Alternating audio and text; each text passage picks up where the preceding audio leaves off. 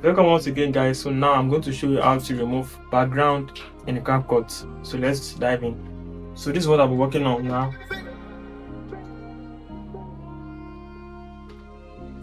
So I'll click on the video here, and then let me look for a background. Let me look for a background for my library here. So just a random background that I can use to. Let me use this one. Just anyone, just for tutorial sake. So I'm going to put it down here. Put it down here.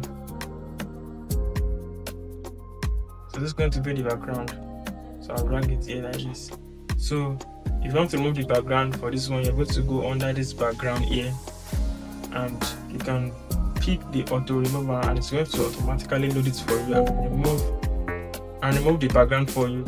So let me click on it now. So and allow it to load, allow it to finish. So it's going to take some second or minute to load.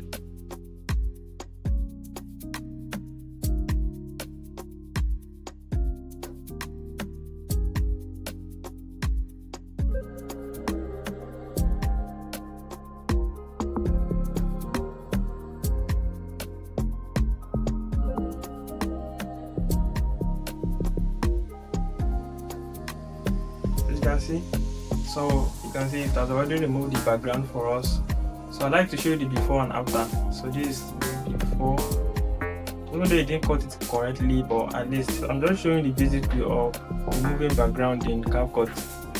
So this is the before and this is the after. So you can do this with any video of your choice, and then it's going to automatically remove it. So you can also manually remove it in CapCut too as well, when you can, most of the time. So I won't dive into that. So since CapCut have already give us, make life easy for us, you can use the auto remover option, and it's going to automatically remove the background in CapCut in less than a few minutes or few seconds.